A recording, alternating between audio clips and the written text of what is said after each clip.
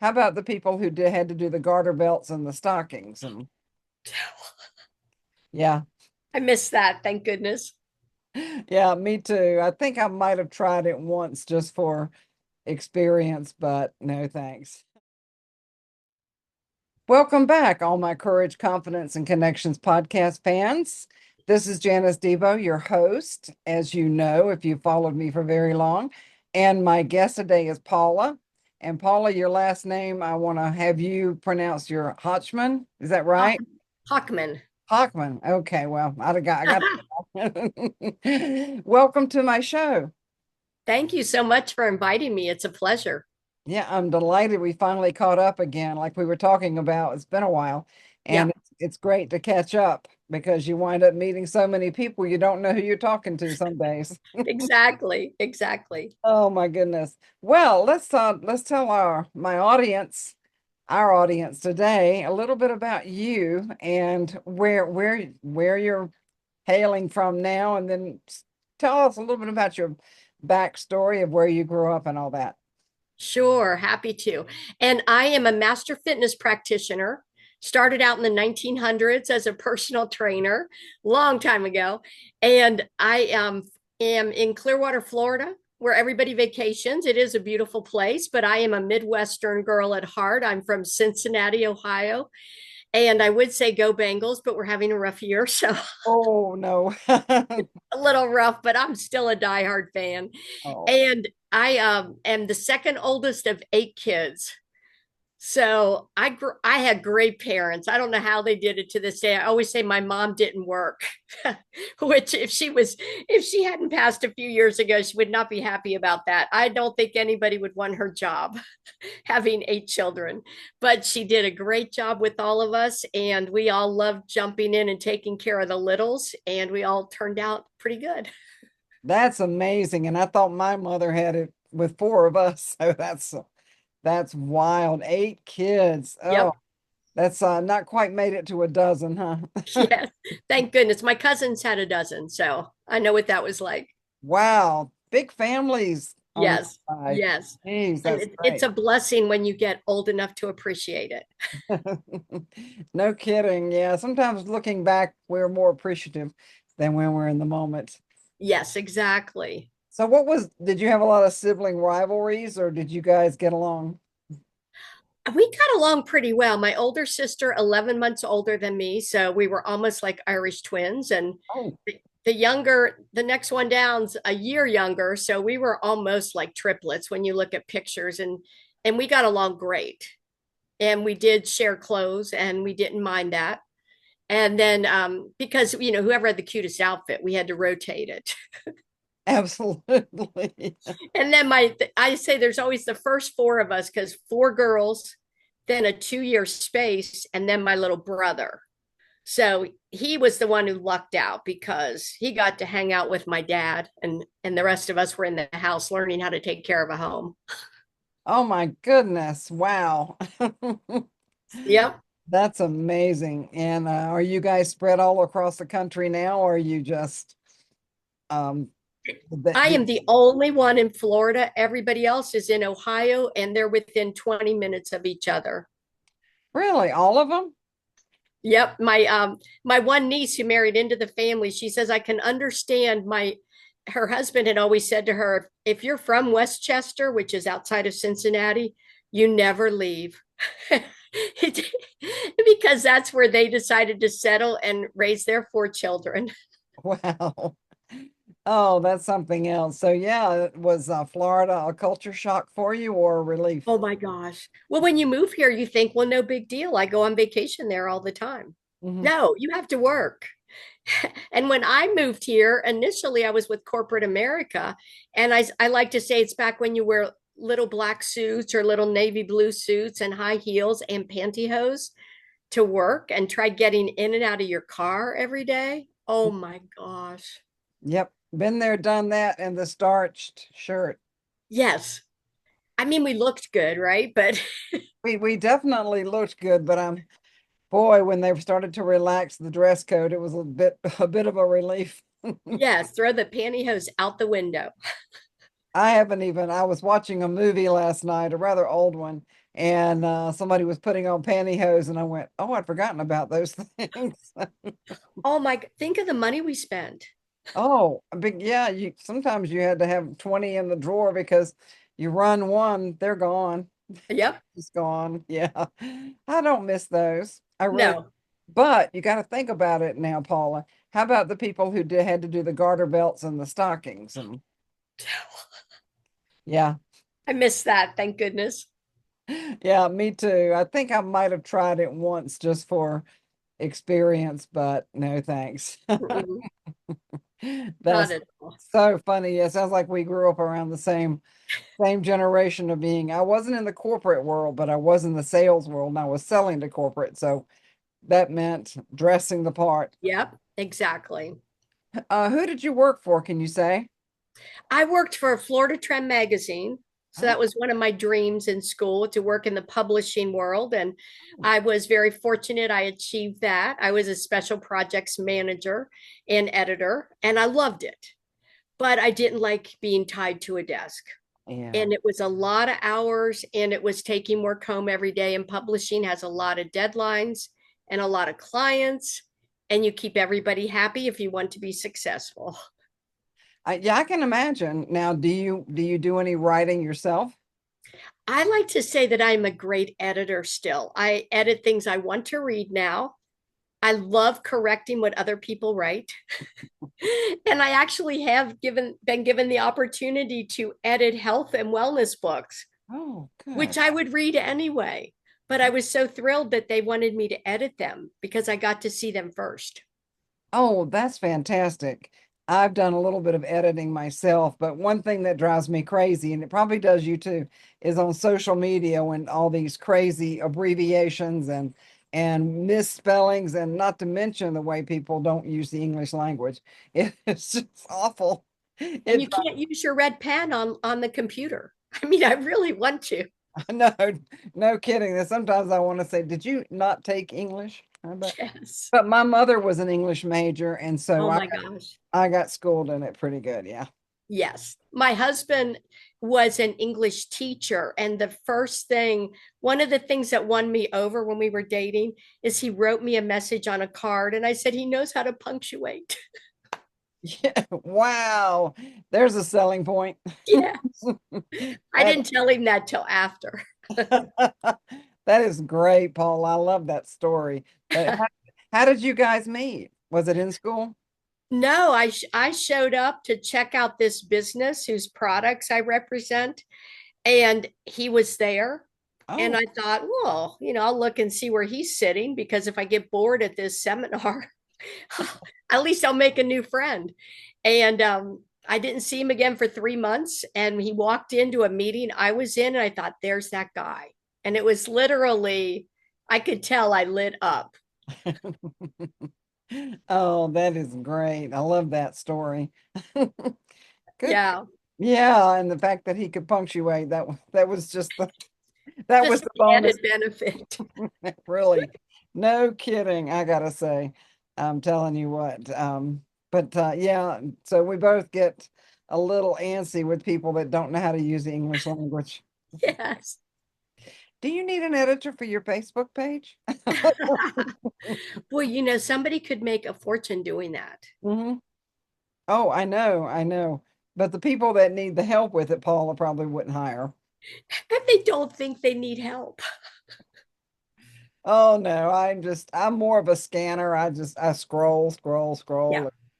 I don't stop to read unless I know somebody or something looks seriously interesting. I agree. Yeah. But we digress down the English tutorial here. Let's jump back into because you're into the fitness world, Right. and um you mentioned to me that you got interested in that really young. So let's talk about that. Sure. And the part about being the second oldest of eight will explain why you can kind of get lost in the crowd when Oh, something's going on with you, and yeah. why your parents maybe didn't notice, even though they were very present. So I'm all of 5'4" if I stand really tall. So I'm not very big. And I weighed 65 pounds at the time. But I just looked healthy. I just looked incredibly skinny. And turns out I was really sick. But we were all given chores. Like it was my week to dry the dishes. And I was so weak that day that I pulled the kitchen stool over to the sink because I couldn't stand up long enough to dry dishes. And my mom didn't say, "What's wrong?" I remember she didn't say, "What's wrong?" or anything. It was just like, wow, that's what I needed to do. And I dried the dishes. And I remember I went down the hall to go to the bathroom and I hit the floor, just was gone. And I remember being up at the ceiling, I guess, looking down at my parents as they were shaking my body. Oh, And I had the thought they couldn't take it if I left now. wow. And then I was looking up at my parents. And I did ask my mom about this about 15 years later because I knew she couldn't take it if I asked her too soon. And I said, "What did I look like when you looked in my eyes?" She goes, "You weren't there." So that's how close she knew I was to not being there.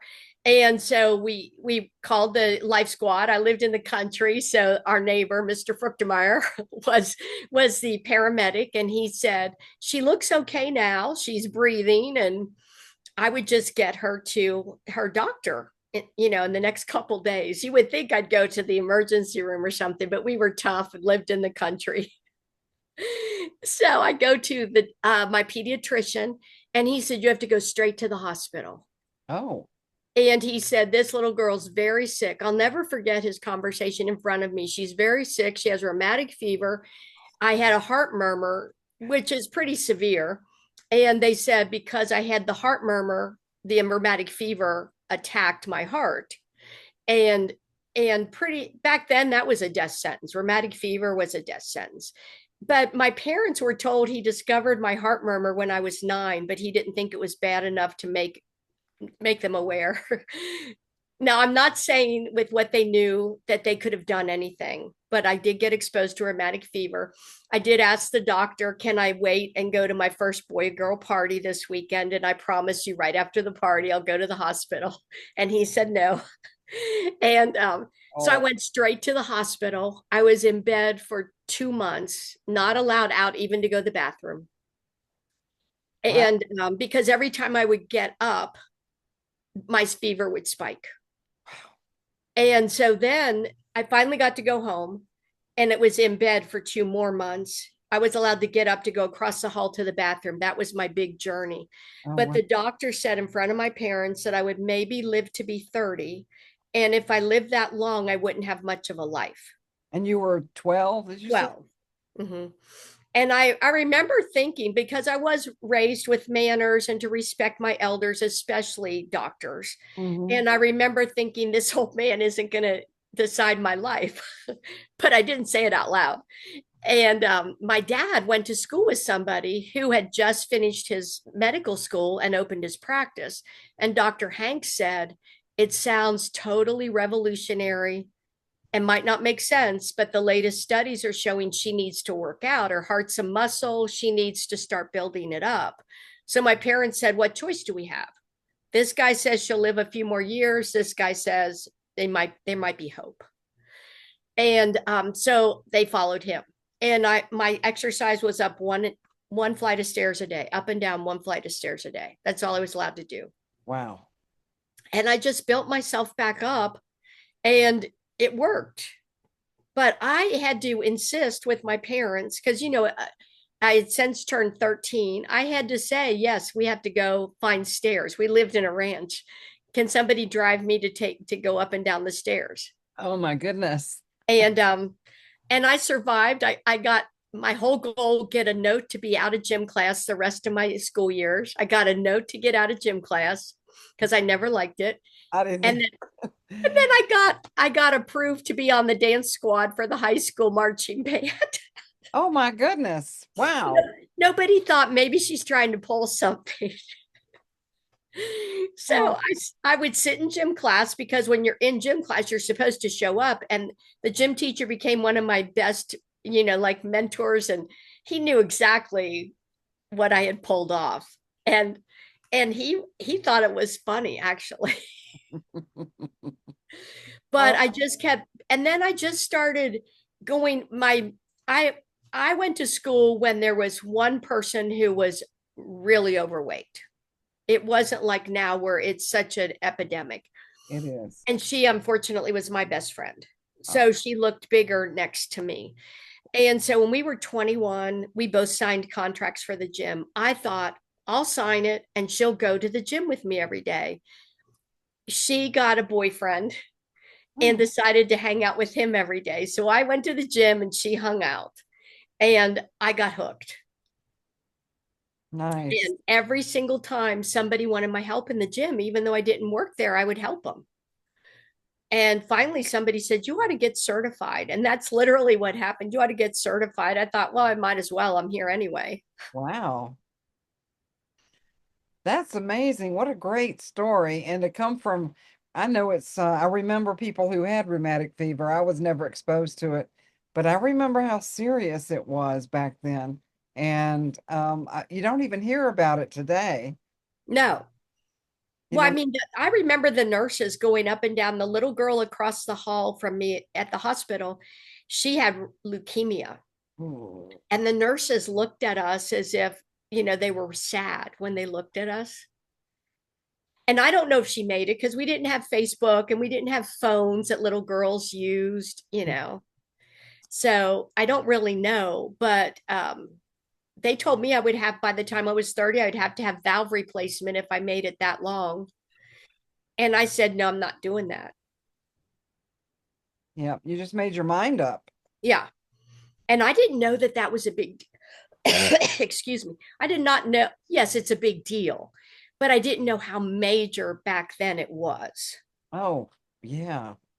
Yeah. because now it's still a big deal, but Mhm, they do a mhm. lot more of them than they used to. Right. Well, you definitely exemplify courage. You definitely do. I mean, as at a 12-year-old and going through that, a lot of people give up on life and you didn't. You used that to as a catalyst to help you move forward instead of embracing I can't. You decided I need steps. Now, most of us, I don't like having stairs in a house. I lived with them for 10 years. I just no thanks. But here you were going, I gotta have some steps. You gotta have some steps. Yeah. Yep. Oh, that's great. That is, and so your parents were supportive in your recovery.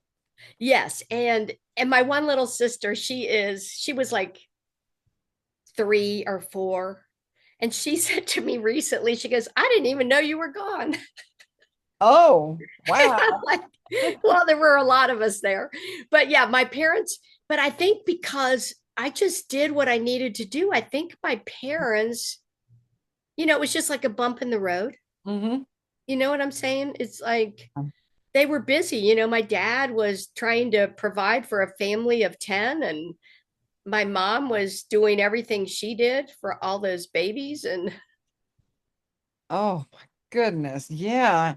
But nobody caught the fever from you. no, That's good. no, everybody else, and nobody knew until I became an adult and we actually had a conversation. Nobody actually realized how sick I was. Mm, And really, I just kind of chalked it up to it was just something I went through. mm-hmm. Yeah. Yeah, and now that's how you have to look at it, but I look at it as a catalyst, and you utilize that to propel you into the fitness world, into Mhm. getting a workout. You didn't let your best friend slow you down. Sounds like Yes. you just kept moving forward and got certified. So where to from there? Where what took you from becoming a trainer in one gym to being where you are now? What was that journey like? Wow, I found that every time we got transferred a lot for business the first few years. And so where I made friends immediately because my husband would go to work and had his own little network, but I would meet people by going to the gym. Okay. Okay. And then one day I was riding in the car with my aerobics instructor, and I said, "Well, that looks kind of fun, teaching." I had no experience. And she said, "Oh, I was going to give my notice today, so I'll tell them you're interested." Oh. And I'm like, I'm a good follower. And so she says, she tells them that I had said I was interested. And back then it's like, oh, we have somebody who's willing to take this on. Uh-huh. Now it's definitely more structured. Oh, And so they put me in front of the biggest class that was there. And they were dropping like flies, not literally, but for 2 weeks they would call and say, who's teaching? And when they heard it was me, they didn't show up because I was so bad. oh, And then I said, I'm going to get good. And I just set my mind to it. And pretty soon it was standing room only again. And I taught more than one class. And oh, wow. I just, I just got good. I mean, I did. And I ended up being on an aerobics demo team. We used to tour we toured the bars because back then they were trying to do neat little shows that would get people interested in working out while they're drinking. Oh, that's hilarious. What a conflict. I've been And then I was managing a big gym, and I was sitting at a fitness show in the pantyhose and high heels days and the little mini skirts because I wanted to look cute while I'm in the audience. And they said, "Oh, we're going to have a push-up contest, co-ed." And the people who were above me in the gym, Paula, you got to enter this. And I'm like, look how I'm dressed. And I go, no, I'm not getting up there. And they go, no, you have to enter this. So I entered it, but I made sure I was in the back row. So, you know, and all the men in the contest, they were looking at me looking this cute because I was much smaller than most everybody. And I won. Oh, And one guy says to me, somebody asked me recently, he goes, how many did you do? I go, one more than the loser. So I go, that's all it took. oh, wow. That's hilarious. Now, I am not saying, Janice, that I could do that now. I'm saying I did that then, and that's a trophy I have. Oh, good. Well, let's talk about what you do now. Let's delve into that because you've certainly got the qualifications. And let's talk more specifically about what you do now and what other achievements you have in this line of work. Sure. What I do now is, and I am a master fitness practitioner. As I said, I have 5 different certifications, including several in Pilates, several in group training, several in personal training. And I maintain those because I think it gives me credibility if I have to do a demo for someone. Oh, sure. But I still lift weights. That's very important. I still do Pilates. I'm obsessed with it to this day. And I do probably 5 mile walks 3, 4 times a week. I do that because I know what it takes to stay in shape. Hmm. And I mean inside and outside. Yeah. And but what I do is I plug people into gyms in person with trainers I've gotten to know over the years because there's a lot of trainers just starting out who are great Hmm. and who are up to speed on what's happening, and I want to help them grow. I do know personally a lot of people online that I met in person over the years that I can plug people into those classes too. So once a week, I'm with a group of weight loss, weight management coaches. And on Monday evenings, we offer a free Zoom. And it truly is free.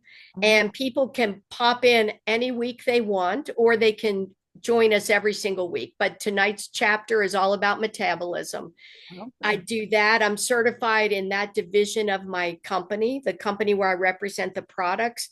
I have been certified with that since 2004.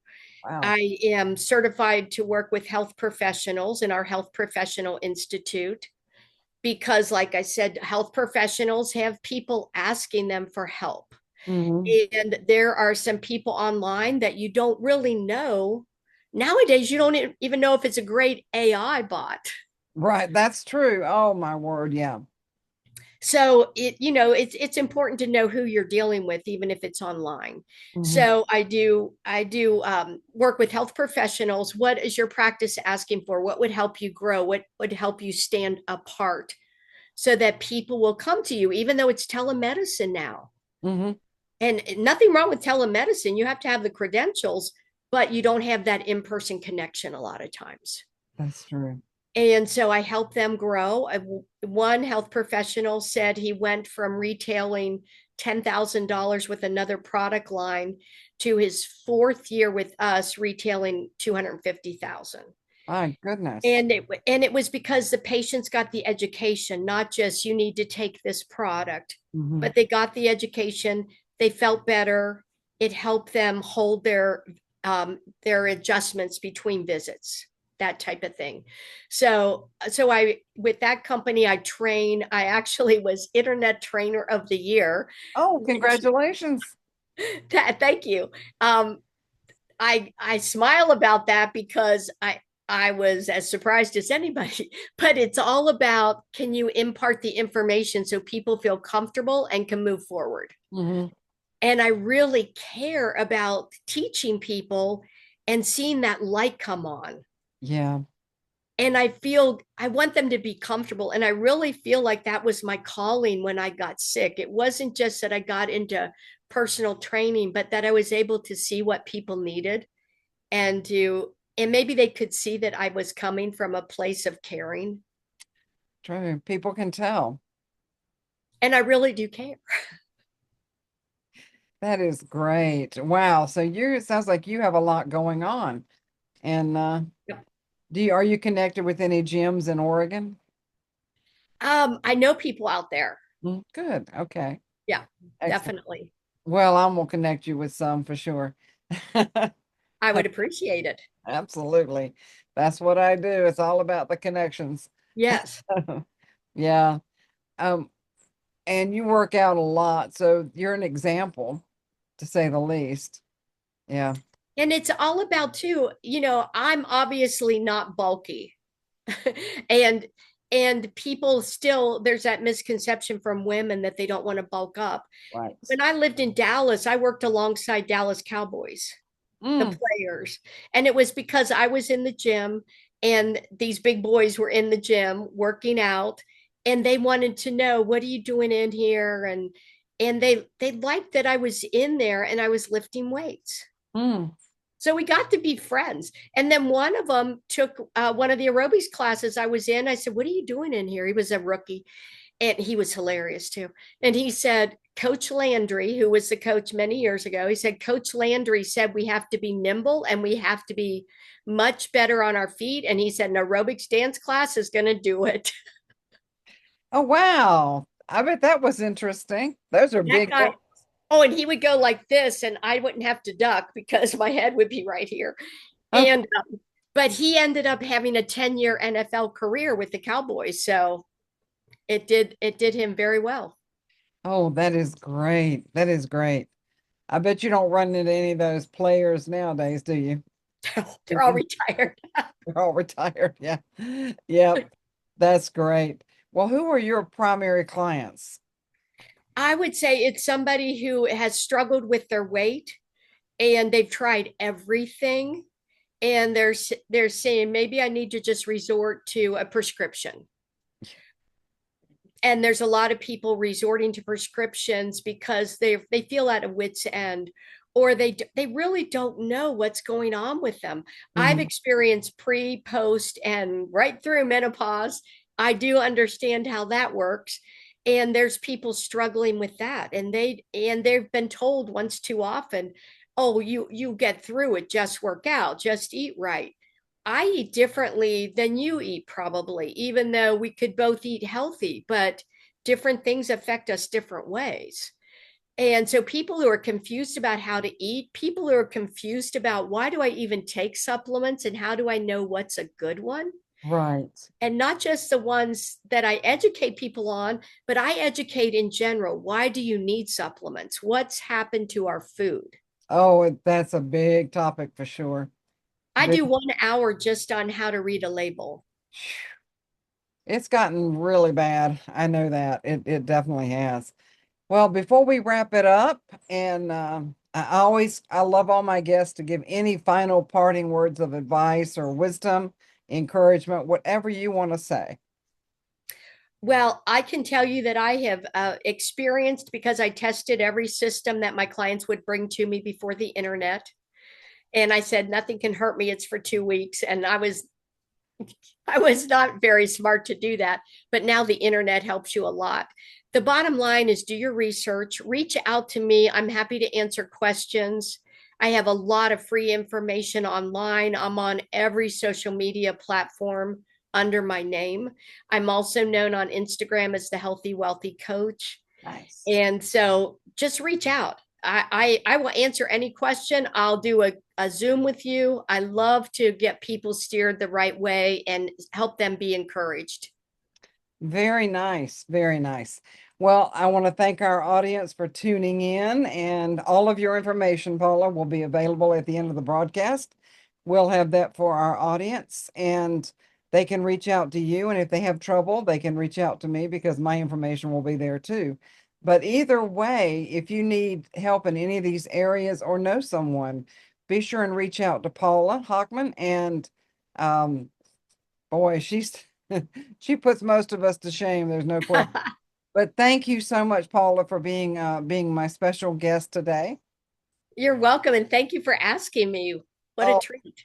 absolutely. And I'm just my brain's going through the list of people to connect you with. Okay. Well, Janice Debo, I'm signing off from another Courage, Confidence, and Connections podcast. Thank you for listening. We'll be back with another one soon.